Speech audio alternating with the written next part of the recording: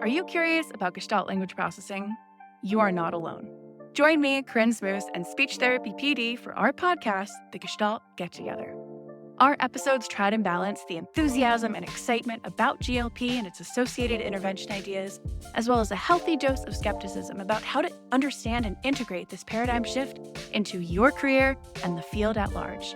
We hope that you can get together with us to learn more about Gestalts. Welcome to Brainstorms, Functional Neuro Rehab for SLPs, a podcast presented by Speech Therapy PD.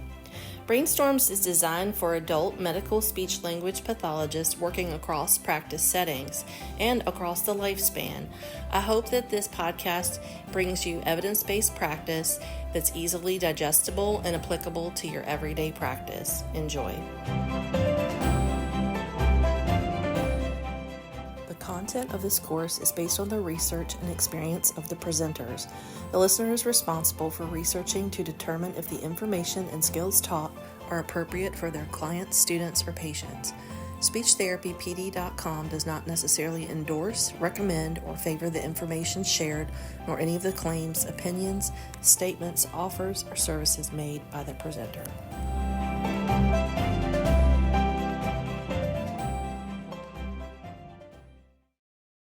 Hello and welcome everyone. My name is Renee Garrett and I am your Speech Therapy PD podcast host for Brainstorms, Functional Neuro Rehab for SLPs.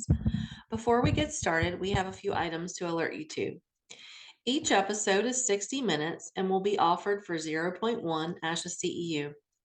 Here are the financial and non-financial disclosures. Melanie Hudson receives an honorarium from Speech Therapy PD for her presentation on this podcast. She has no relevant non-financial relationships to disclose. My financial disclosures are that I am a paid employee of a private consulting firm in the Commonwealth of Virginia, and as the host of Brainstorms, Functional Neuro Rehab for SLPs, and other webinars on Speech Therapy PD, I do receive financial compensation. My non-financial disclosure is that I'm the secretary for the Communication Disorders Foundation of Virginia. Without further ado, we welcome our guest, Melanie W. Hudson, MA, CCC, SLP, ASHA Fellow, NAP, BCS-CL. Melanie has over 40 years of experience as a speech-language pathologist in public schools, private practice, and university settings.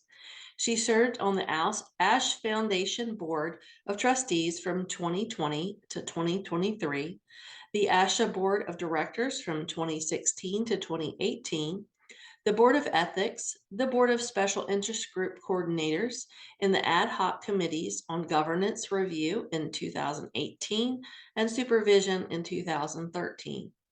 Her most recent publications include co-editor and chapter author for the 5th edition of Professional Issues in Speech-Language Pathology and Audiology via Hudson and DeRuyter Plural Publishing in 2020, and the 6th edition, same publisher, in 2024. She's a former president of the Georgia Speech Language and Hearing Association and served on the Georgia Board of Examiners for Speech Language Pathology and Audiology from 2013 to 2020. Melanie is an ASHA Fellow and Board Certified Specialist in Child Language and Disorders. She presents on topics related to school-based services, clinical education, and professional ethics. She recently retired from EBS Healthcare and resides in Williamsburg, Virginia, where she is an adjunct professor at the College of William & Mary. Welcome, Melanie. So great to have you on. Thank you, Renee. I'm delighted to be here. Thank you for inviting me to discuss an area of professional interest that I'm quite passionate about. I know it sounds kind of dry to those who have never, delved into the world of ethics and ethical practice, but I hope that your listeners who have never really thought much about it or haven't had much of a chance to take advantage of any continuing ed might find this more interesting than they thought they would. So I'm happy to be here. Yeah, I'm happy to have you. This is a long time coming, really. We've known each other for a little bit now, and so I appreciate your willingness to be a guest, but also your willingness to share your expertise because, again, like you mentioned, this can be kind of a dry topic, but it's very important for us as communication science disorders professionals to understand ethics and integrity and how that relates not only to our code of ethics, but just to our professional practice in general. So let's go ahead and just jump right in. So the first question is talking about, most of us consider ourselves to be honest people. We invest a lot of time in our education and our continuing education. I think we invest a lot of time in making sure that we're ethically responsible to our patients and their caregivers and to our teammates and multidisciplinary teams. So even though we consider ourselves to be honest people and have a modicum of integrity, why do we need this code of ethics for our professional practice? And that's a great question. It comes up, many times, and often when I present on this topic, that is the first question that will come up. And so I think that's a good way to start this conversation, because I don't think anyone listening to us would say that they went into this profession because they knew they could get away with something that they would have to hide and make a profit from it, or do something that they knew was wrong, but because, of the fact that they're in this profession, it would be easy to get away with it. I don't really think anyone, and no one I've ever met, even those who came before my state licensure board when I served on that, or the Board of Ethics, presented with that mindset that, well, I thought I could get away with this. I'm just sorry I got caught, because I would have kept on doing it. So the reason we have this code of ethics isn't so much to make it so that we have to toe a line that we wouldn't normally feel like we have to do. It really is something that holds us accountable to one another. When we know that what we are doing day to day is something that is not just where we have to have our own clinical expertise, but the ethical standards that we ascribe to and that we agree to abide by when we become ASHA certified, when we get our state license. Those standards transcend any clinical skills and knowledge that we have. They're overarching. And by holding one another accountable to those, it gives us credibility as practitioners. Those who benefit from our services know that we are holding one another accountability. We're not some good old boys club where we're going to watch out for each other. And if somebody does something wrong, we've got their back and we're going to hide it for them, et cetera, et cetera. We're just not in that kind of a situation when we know there's a code of ethics that is present. The public can look at this. Anyone can actually report someone who they've observed or they suspect has violated some ethical standard. Anyone can report one of us to the Board of Ethics or to a state licensure board. It does not have to come from someone in our profession. Likewise, we can report someone to their board. If you work with an OT or someone that you partner with, or that you're in the same building with, the same facility, if you see something, you can report them. So it isn't just that SLPs and audiologists hold one another accountable with ASHA's code of ethics or with the state licensure board codes of conduct or whatever it's called in your state, but it's anybody. So that gives us credibility, and it does hold us accountable to ethical practice and to standards that, as I said, transcend our clinical skills and knowledge. Yeah, and I did a talk. Well, we did an ethics conference together a couple of years ago. I think has it been more than 2 years ago? Time flies. We did this conference on speech therapy PD about ethics, and I've done a couple presentations on medical ethics, specifically for changing practice settings for SLPs, but also defining ethics and integrity. Do you feel like you have a good definition for either of those things? I would say the best thing to do is to look at the ASHA Code of Ethics, look at the Mhm. preamble. If you go on the ASHA website, asha.org, go on the practice portal, it'll say practice management in the bar that's across the top of the homepage of ASHA. Practice management, click on that. When that page opens, you're going to see a separate category that says ethics. Click on that. It's a great resource for you with anything. There are issues and ethics statements, the most recent violations that have been reported and adjudicated are on there, but you can obviously see the current ASHA Code of Ethics, which the new code was put into effect March 1st of 2023. So it's only been a year and a half since the most recent code was revised. Look at that, but look at the preamble. And I would say that's your best, I guess you'd say, definition, our vision, what we have there for one another as practitioners and certified members, and for the public to see. Also, state licensure boards typically have something like that at the beginning of their, outlines of rules and regulations, codes of conduct. So I would definitely use that as your frame of reference for definition of what ethical practice is as a big picture view. Yeah, and I think most people are familiar with the oath that physicians take, and they kind of get, I think they're more familiar with that, and they don't understand sometimes that, nursing has a code of ethics. They have practice standards, other, like you mentioned, OT, PT, we all are occupational therapy and physical therapy. We have not only just this national standard, but we do have, like you mentioned, the state licensure board. And when we're thinking about things like integrity, that is how we as individuals are able to apply and relate those ethical principles. And so when we look at the ASHA, like you mentioned, the Code of Ethics preamble, it talks about highest standards of integrity and ethical principles of how we do our job. Right. And Yeah, I and the think that's bottom really line for all of these, all the professions you mentioned and even others is do no harm. right. And from that statement, everything emanates in terms of the principles, the rules under each principle.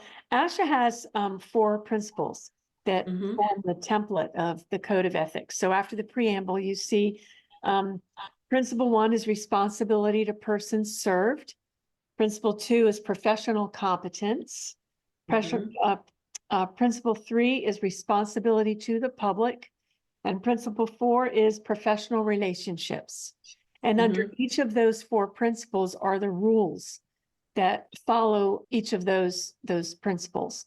And there is some overlapping, not exactly worded the same way, but discrimination, for example, is going to be highlighted in several of those principles, but just in a different way. And speaking of the format of the Code of Ethics, and I mentioned the new Code of Ethics, which went into effect on March the 1st, 2023. There are changes in the areas, and I'm going to read the list here. Discrimination, the duty of confidentiality, inability to practice with reasonable skill and safety, reporting of practitioners, conflict of interest, supervision, relationships with students and subordinates, self-reporting, and then there were some terminology updates.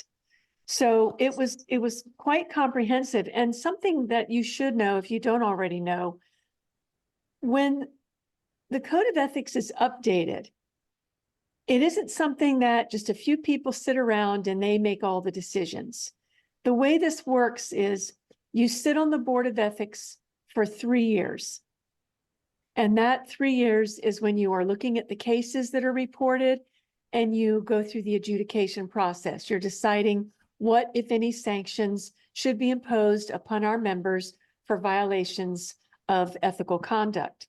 The 4th year of the 4-year term on the Board of Ethics, you go off of that adjudication in that role, and you serve on the Ethics Education Subcommittee.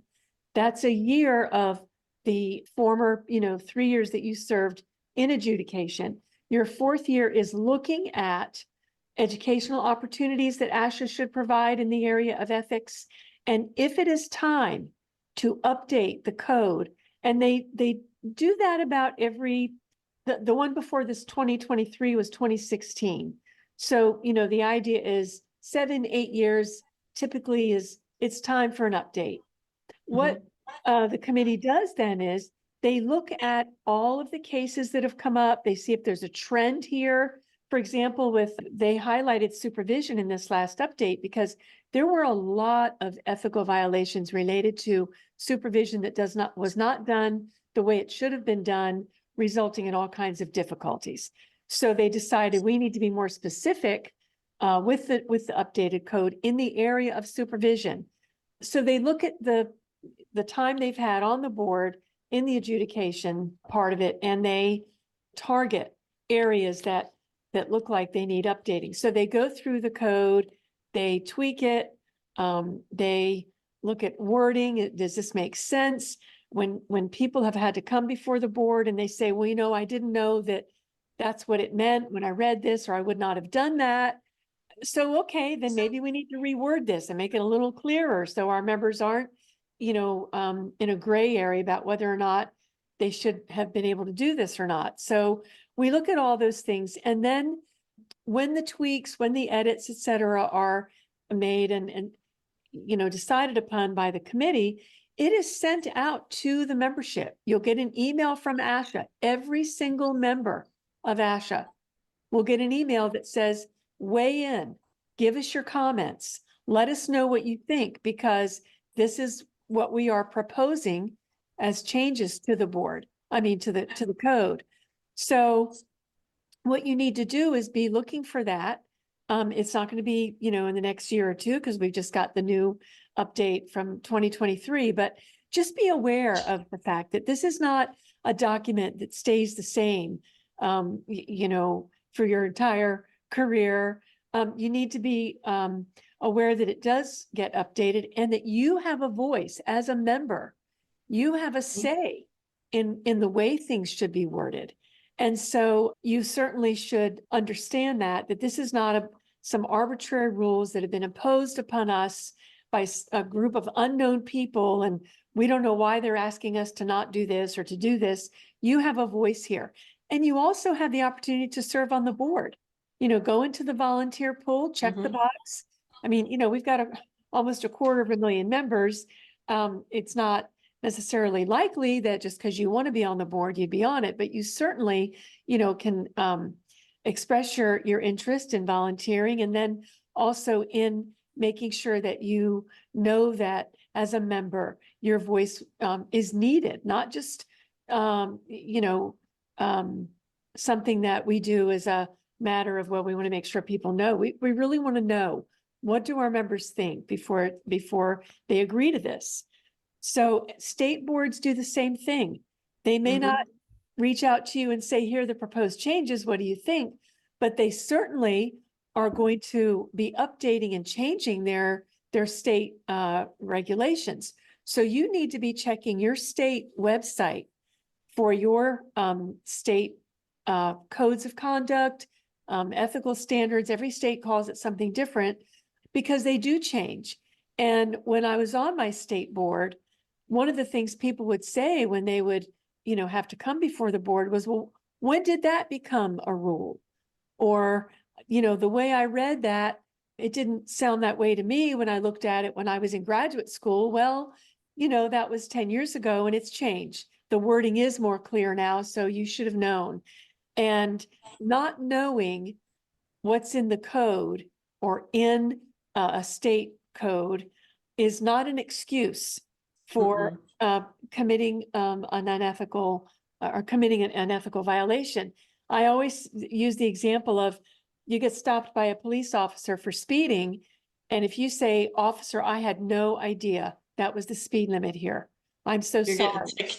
They're not going to say, oh, well, in that case, you didn't know, so I'm not going to give you a ticket. But I can't ticket you if you didn't know that was the speed. It's not going to happen that way. that way, with an ethical violation either, it's not gonna be, well, since you didn't know, we really can't sanction you, It's your responsibility to know. And if you do supervise, if you have a grad student that you're supervising or a clinical fellow or an assistant, make sure that they look at this with you, make sure that they know where to find it. Actually, there is a code of conduct for assistants. That's a separate document on the ASHA website. So if you have an assistant, make sure that they look at that. And also, again, that you know what your state's requirements are, because ignorance is not going to give you a pass. So I just want to make sure that, you appreciate that, because that was almost always the first thing that would come out of someone's mouth when they come before the board. It was, I had no idea that I wasn't supposed to do that, or that I wasn't allowed to do that. Because some of the things that don't seem as egregious, you might think, well, under those circumstances, that I can see why someone would have maybe thought that it was okay. But just make sure you know.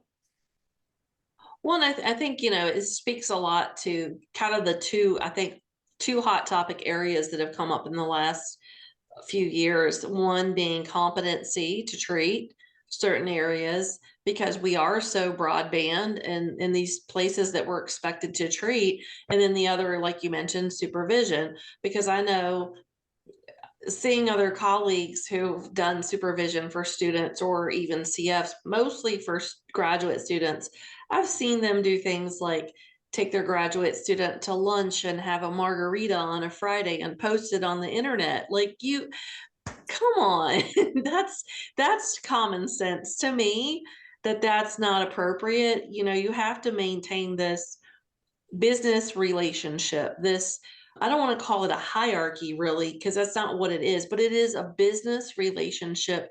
You're in a role to mentor someone. If you're mentoring someone, you're not hanging out with, Sally, who was your college roommate on Friday night. This is not the same relationship. And I think when you're looking at changing practice settings, which is one where I've presented on a few times now, Right. I personally, could I treat a kid with a fluency disorder? Probably, yeah, maybe, but I don't think that's not what I do. I don't think I'd be qualified. I treat adult swallowing disorders and have for 15 years, but I'm not touching a PFD, a pediatric feeding disorders kid. It's not the same thing. It's a whole different skill set. And I think when we're looking at that and this sort of model now for a lot of the larger health systems to have this hybrid SLP who does pediatrics, adults, and geriatrics and all the things and stuff, it doesn't follow what we're expected to do ethically. And that is such a great point, Renee, because that's where ethical standards transcend clinical skills and knowledge and what you are actually legally allowed to do. If you hold a state license as a speech language pathologist, technically you should be able to treat, as you said, the whole range of anything that comes under the umbrella of what a speech language pathologist would do. So if you had learned about swallowing in grad school and 10 years out, you decide, I think I'll try. We know from ethical standards, you may have a license that says, well, I'm an SLP, I should be able to do that. But your ethical knowledge of what is appropriate or not for you to do would tell you, I'm not going to do that, because do no harm. I may not know what I'm doing since I haven't done this in 10 years. So you will have employers that will say, well, you're a licensed SLP, go ahead. We're not going to give you anyone to shadow. We're not going to have anyone supervise you. You've got a full license. That's where the ethical standards come in. You shouldn't do that. And so that's a very good point. And those situations have arisen where an employer, a supervisor has said, look, you're expected to know how to do this. So, go do it. But as the practitioner, before I do that, I'm going to do some CEUs. I'm going to go shadow a colleague. I'm going to go to a conference and, do some hands-on learn, whatever it is. before you do something that a supervisor or an employer is expecting you to do just because you have a license. And that's actually an area that comes up on a not infrequent basis where it's a supervisor's demand or employer demand. And you don't want to lose your job by saying, Right. I better not, I'm just going to go ahead and do it. But ethically, that is not a good decision to make. So, and I want to bring up a point that, well, piggyback onto something. You mentioned social media, taking a picture of, there's a great issues and ethics document. I have it right here from the ASHA website. Can't see it, but anyway, social media has gotten a lot of people into trouble on so many levels. At false advertising about what their credentials are, what they can and cannot do for patients, et cetera. Pictures of clients. An example that I did this before I did a presentation a couple of years ago, just because I wanted to go down the rabbit hole to prove my point to a group that I was going to be presenting to. These groups that get created on Facebook that someone, I'm sure they're speech language pathologists, but they claim to be an SLP. We don't really know if they are, but they're saying I'm an SLP because now they've created a group and they want to provide a forum for fellow SLPs to help each other solve clinical problems. So they will post pictures of, a client with, facial things going on, or they'll ask questions about, other practice things. And then all these people weigh in. Again, these people weighing in are self-professed SLPs. Facebook doesn't vet these people. And they're giving you clinical advice. And you think, oh, that's great. The fact that we even do that we take clinical advice from someone on social media, and we don't really know what their credentials are. It's just what they've said they are, to me is crazy. But we want to believe the best in people. And we will also say, well, why would someone do that? There are reasons people do things like that. A lot of them are just crazy people. A lot of them are just, want something to do. But in any case, this example I used was someone had posted a picture of a gentleman's tongue, and it some stuff going on with the tongue, just the mouth with the tongue. But she wrote on there, she of course was claiming to be an SLP. She probably was, but again, no way to prove that. She posted a picture and said, "This is my father-in-law's, a picture of his mouth. He has," and she started just making a clinical description of, fasciculations and blah, blah, blah, blah, blah. Has he had a stroke or whatever? So then all these people are weighing in. Well, I didn't know who this person was, but I clicked on her name, went to her page. And you can do that. Scroll down her page, and I see a Father's Day family photograph. And she mentions, this man, this is my husband's father. And I think, oh, well, there's the man. That's the man whose tongue I just saw on there. Now, what if I were an employer and I'm thinking about hiring this man?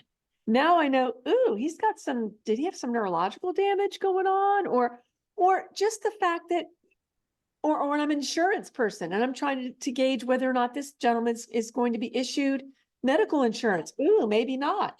These companies do this. They do. The NSA, National Security Administration, Facebook was a gift to them because you can find out things about people that it would have taken manpower and resources and years of due diligence to find out about people. And, insurance companies, employers, all these people want this information on people. And so we're just handing it to them on a silver platter. It could have even been that, this man was, maybe was a widower or a divorcee, and he was going to ask a woman out. And then she sees this and goes, well, I'm not, it's so personal. It's a HIPAA violation. There's so many things wrong with this, but the person posting this just innocently thought, I'm going to ask a group of my trusted colleagues, even though she doesn't know them, about my father-in-law.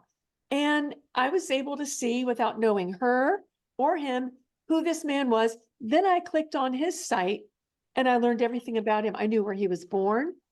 I knew where he worked. And this is just, I'm a random person. So my suggestion about social media, and you can see I'm getting worked up about this because there's so many wrong things that are wrong just about this. My suggestion to anyone in our field, don't ever put anything about your clinical work or even your personal relationships on social media. If you don't do it, you'll never have to worry about something like that. You'll never have to worry about someone like me who's going to now do the connecting of the dots, or as I said, going down the rabbit hole and finding out things that you never in a million years thought someone would find out and potentially use it against them in some way, or just even to know that about somebody. You wouldn't want people walking around knowing that about you. So don't use social media for your professional work is all I'm saying. For your profession, yes. If you get awards, if you're going to be presenting somewhere, if you're excited about a conference you're going to, something like that, put that on social media. That's about you. But anything about your clinical work, even if you post a picture of a child that you work with and you're excited that they've made progress, and well, I got permission from the parent and I didn't put the child's name. My suggestion is don't put it on there. Don't do it. Don't do it. Just don't. And you'll never have to worry about something like that coming back to haunt you.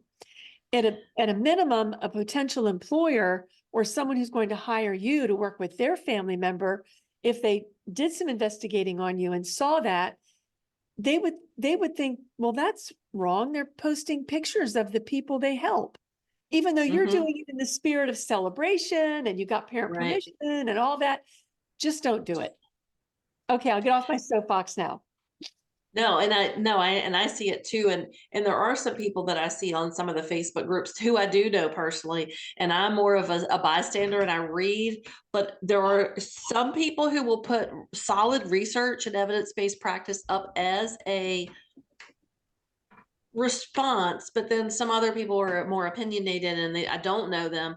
And so I'm like you, I try to steer clear. And so one of the things that I've presented on a couple of times now is caregivers and caregiving, burnout and stress. And it was mostly related to my family, but I do have recorded permission to share the scenario, not the name.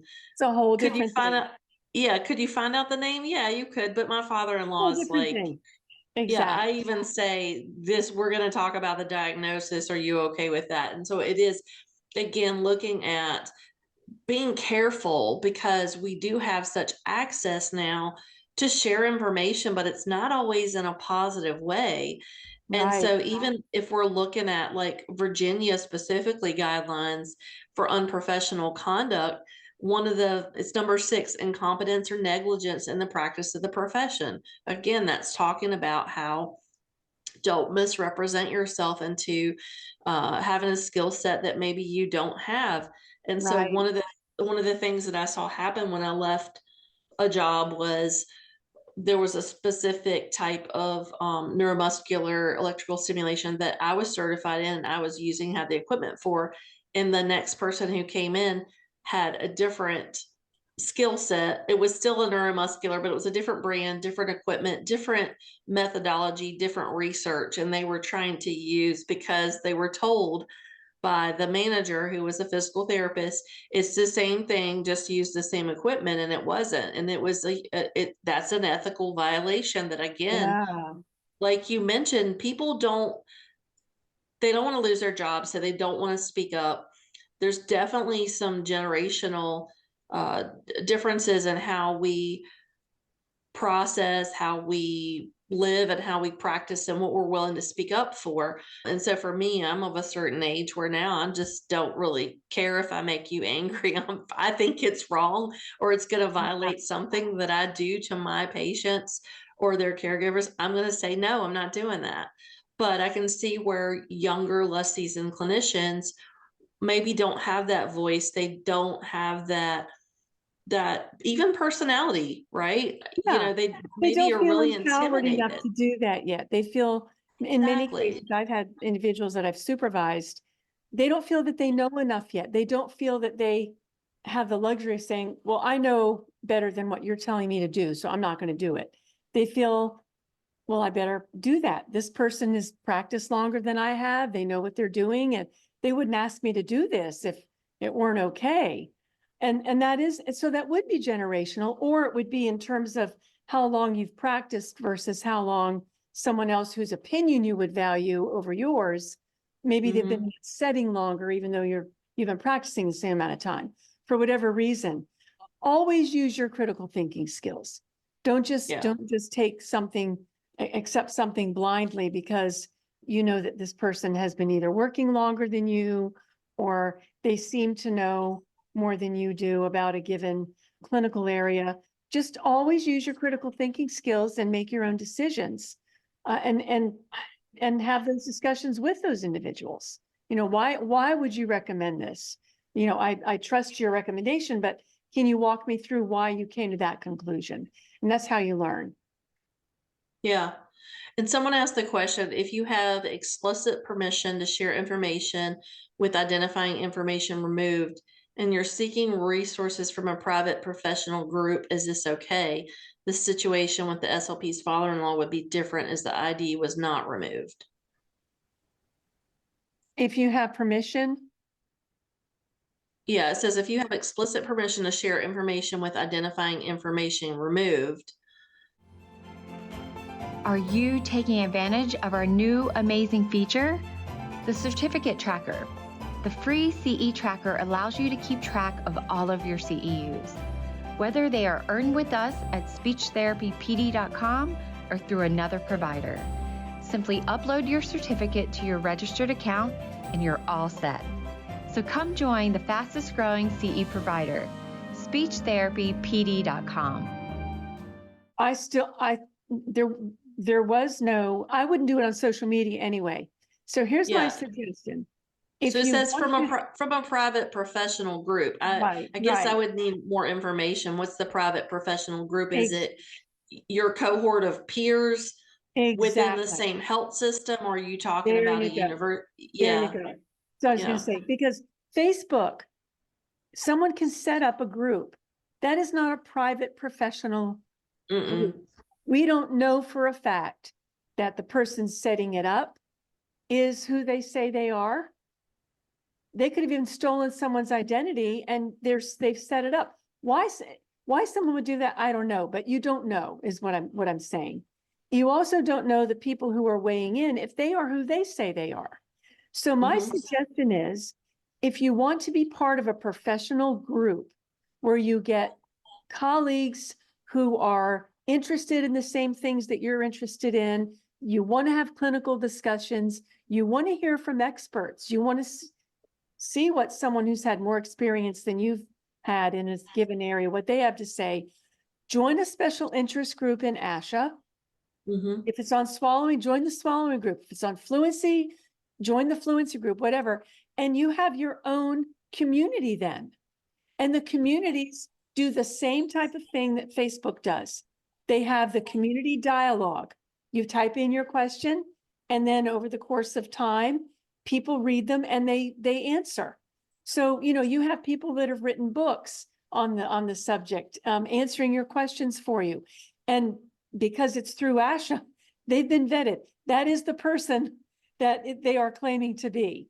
So if you want that kind of group, and it's a great opportunity, you know, to learn, and you don't have one, as Renee said, if you don't have one of those at work, or you know who these people are, join a special interest group and use that forum for this type of interaction with professional colleagues, not something on social media that some random person who claims to be who they're claiming to be is on there, because you really don't know. But the real danger there is you never know who's going to see it.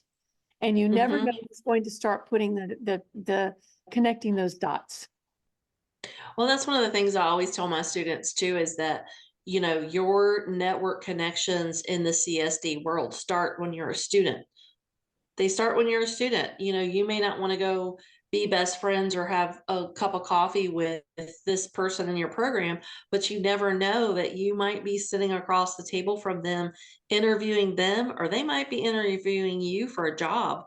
You may Exactly. be sitting on a board with them, and maybe you didn't like them in grad school, but now you're on this board and you've got to make some critical decisions together. And so you have to Yeah, figure out a way to maintain those relationships. But it also helps you build your network because you're now familiar with people that are professional who have gone on to different fields within our field, different yes, subspecialties different within our field. clinical And that's a lot specialty of the areas. time Yeah, how, yeah, it's how I've learned a lot from people like that.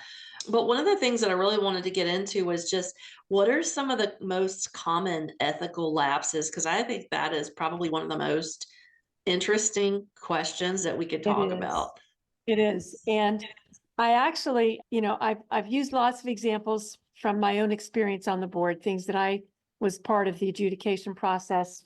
But for the purposes of this evening, I went ahead on the ASHA website and looked up the most recent board decisions, which anyone can do. But Mhm. it's interesting how it's the same themes over and over again.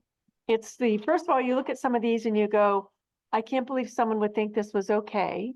I can't believe that someone actually didn't know that they were doing this and thought they could get away with it.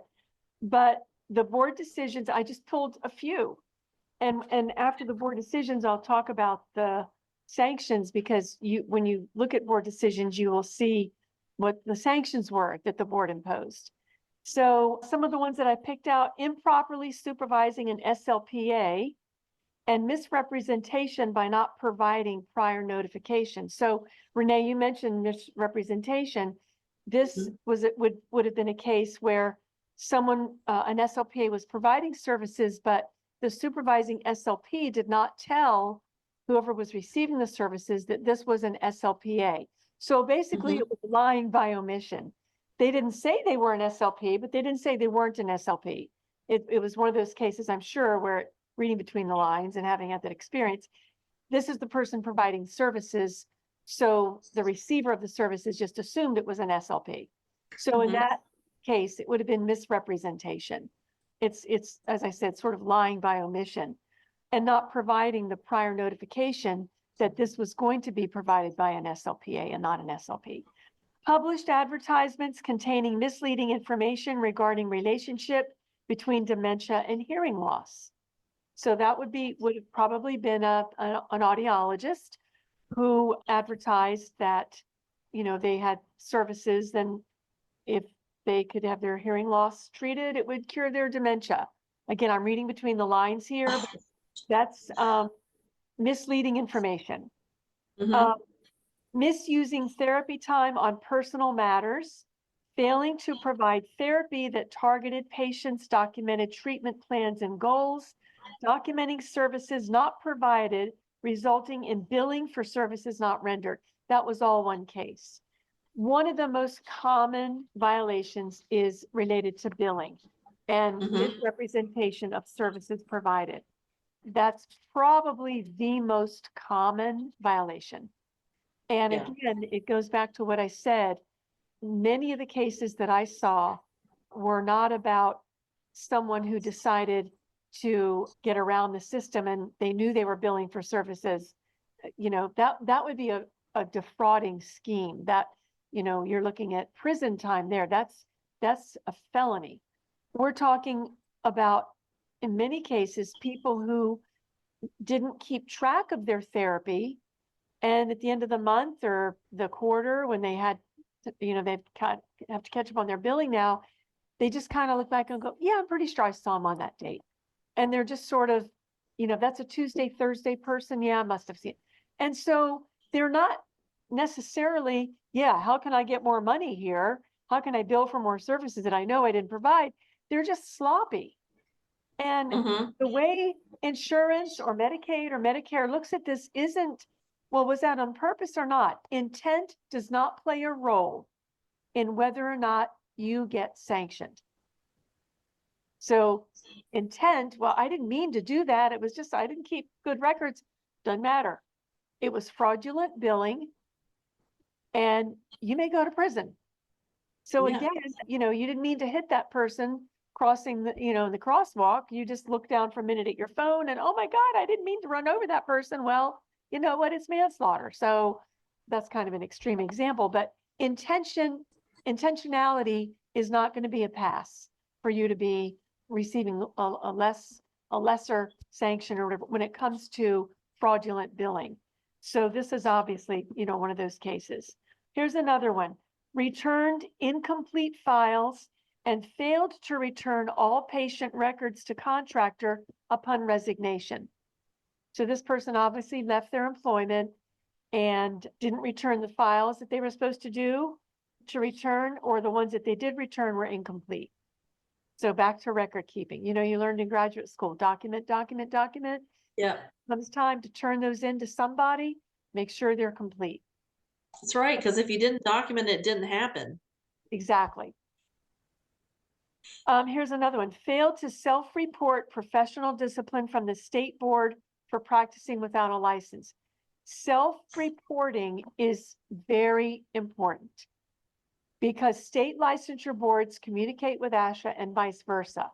Mhm. And even if you have done something that your state sanctioned you for, something you should not have done, and maybe they've, made you pay a penalty, or they've suspended your license for 6 months or whatever, self-report that to ASHA, because ASHA doesn't necessarily have to give you the same sanction that the state did, or vice versa. But if you didn't report that to ASHA, now that's going to be its own violation, in addition to what they found out about you that you did in the state that caused them to take away your license or to suspend your license or pay a fine or whatever. So now you got a double whammy. You did what you did in the state that you shouldn't have done, and now you didn't self-report. So self-reporting is in the code of ethics. You have to do that. Don't wait for the state to do it, or I hope the state doesn't report it and ASHA doesn't find out, because at least I've got my ASHA CEUs.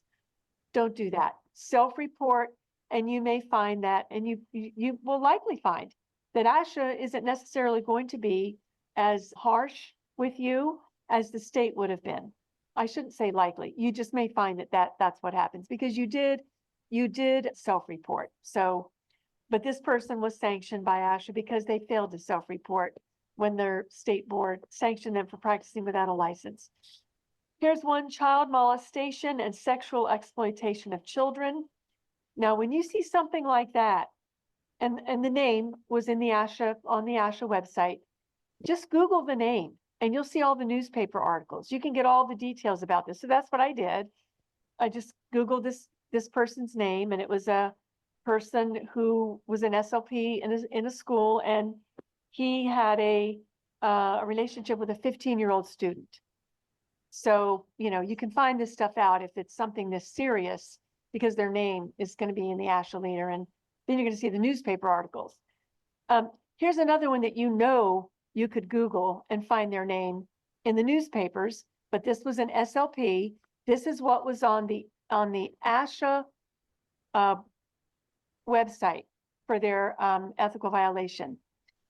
Your mouths are going to drop open, but attempted second-degree murder and conspiracy to commit robbery. Mm-hmm. Okay, obviously this person will no longer be an ASHA certified member, but you can Google this and find out what's the backstory on that, because ASHA doesn't go into all that on their website. We have colleagues that do this kind of stuff. It's hard to believe, but we do. And another one is DUI and other alcohol related. We do get those. And I just want to say something about that. When I served on my state licensure board, and we would have new grads applying for their provisional license, and they have to self-disclose, because one of the questions, as you know, because you have a license, is, have you ever been convicted of any kind of, every state's going to word it differently, but it's going to come down to drug use or, driving under the influence, et cetera, et cetera. Be truthful with that. Just because you've had that history does not mean a state will not issue you a license. Most of the time when we saw those in the applications for provisional license in my state, it would be something that was, a long enough time ago, And the person obviously seemed to have redeemed themselves. They've gotten through graduate school, they've got good records, they've got, good grades. We're not going to say, well, because when you were 18 and you did your senior trip and you drank too much and, you were, had a DUI conviction, we're not going to give you a provisional license at, 6 years later when you finish graduate school. But if you withheld that, if you checked the box and said no, and then it's found out, then you probably wouldn't get a provisional license. So just make sure again that you keep everything as transparent as you can. Just because you say something like that or have to, self-disclose something like that about yourself does not mean you're not going to be able to practice. So I did want to mention that.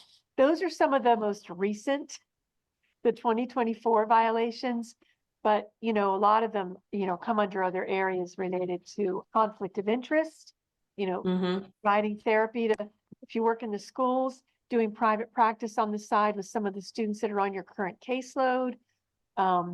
It isn't necessarily a conflict of interest, but you need to make sure you look at what your school district's rules are about that so that you're not in a situation where it could be a conflict of interest. There are a lot when it comes to supervision, clinical fellowship.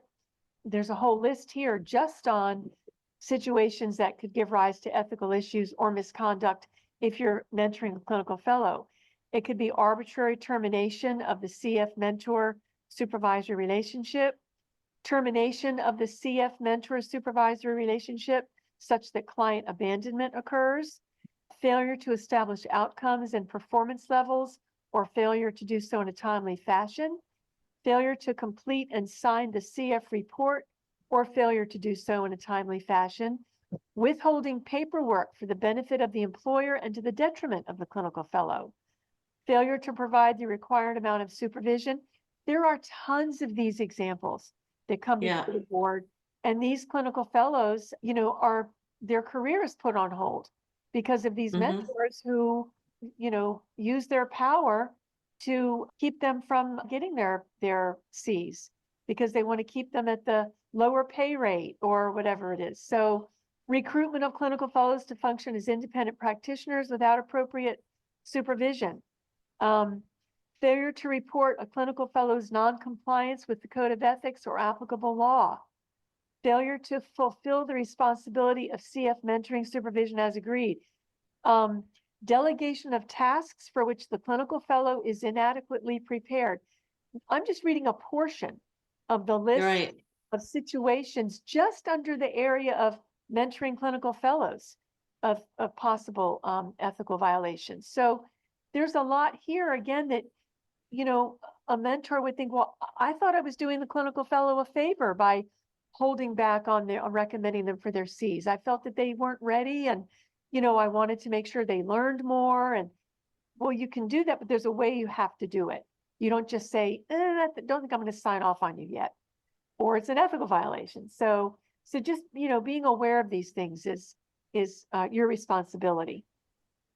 Well, I think, and going back to what you said about like having prior convictions, whether it's a misdemeanor or a felony for something that was in your past, when you work for a health system, at least in the Commonwealth of Virginia, that's a question on your application, and it does come up, and they do look.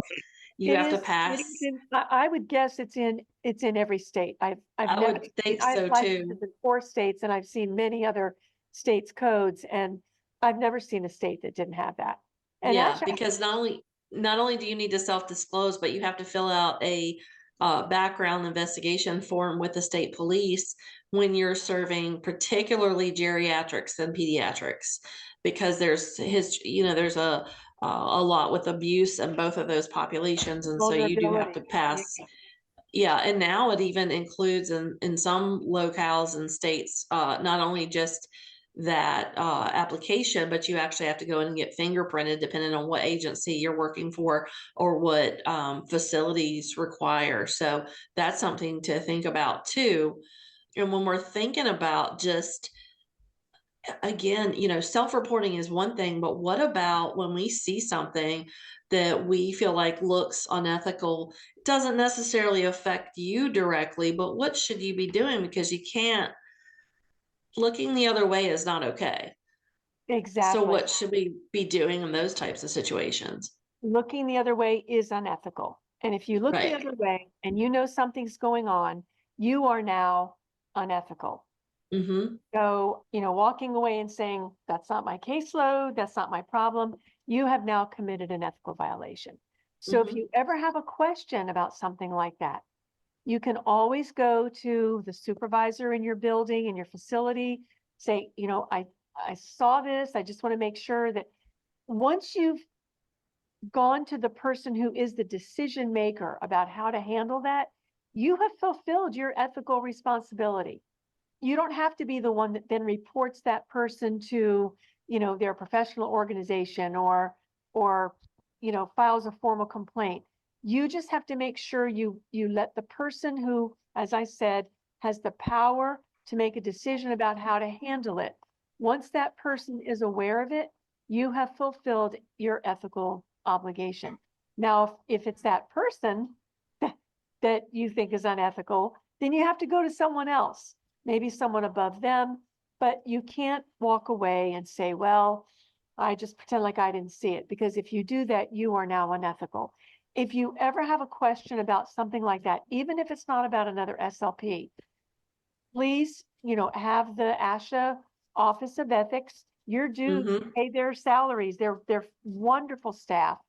Call them. Call them. Catherine Meyer is our Director of Ethics. You send an email to ethics@asha.org. You can present the case if you want. You can say, this is what I saw at work, or say, I think I have an ethical dilemma that I'm going through right now. I need some help. They will get back to you. Mm-hmm.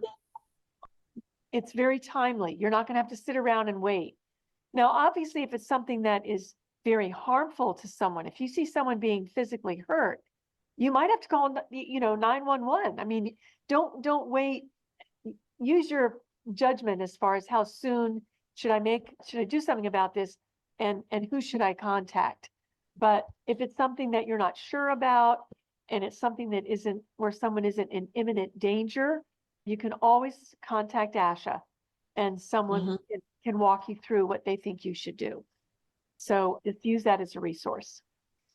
And I had that happen when I still worked for the health system. When I was working in the hospital, I had something that came up that I went to my immediate supervisor about, and they were like, well, I don't know. I don't really know what the practice standards are, because they weren't an SLP. And so I said, okay, well, I don't feel good about this and I'm going to lose sleep over it. And so it was regarding use of Veribar in various consistencies, which is standardized by the FDA. It's through Bracco Diagnostics. That's the only FDA approved barium solution that's meant for modified barium swallows. And I actually called Bracco, who they were fantastic. They met with me via phone. They actually had the medical director get involved to provide not only guidance and had some very pointed questions for me, just to make sure that I was seeing what I thought I was seeing, but also provided evidence-based practice and research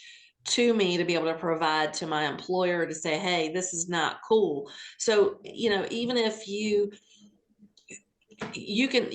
ASHA is, of course, the best way. And I think the state board, your licensing board, is the best two obvious choices. But there are other things like that when you know that it's standardized practice or a practice standard competency that you aren't seeing, that you have like flagrant questions about, you should be employing those people too, because they have ethical standards too. This was someone who's a physician who's abiding by a code of ethics as well.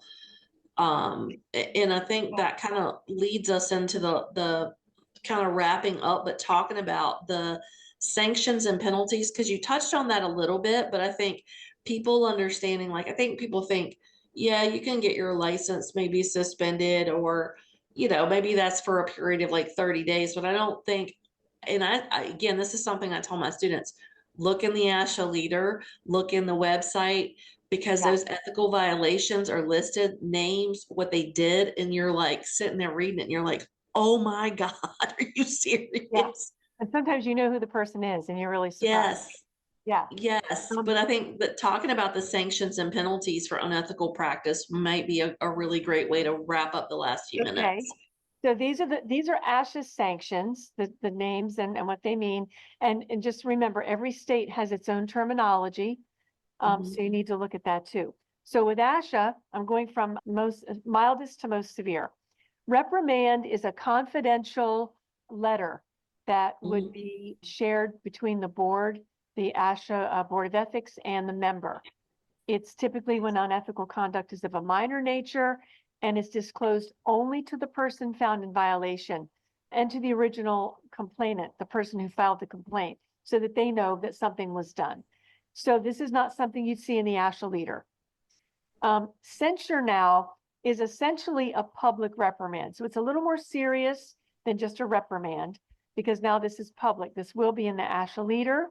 And this one may also be sent, in addition to the complainant, the person who made the complaint, it may also be sent to a state agency or any other entity that provides a license to that person or to a professional organization that that individual is a member of that enforces a code of ethics or a code of professional conduct. Then you have suspension. So we're working up to more severe. The board can impose the sanction of a suspension of ASHA membership and certification in lieu of revocation. Revocation is they just take it away, period.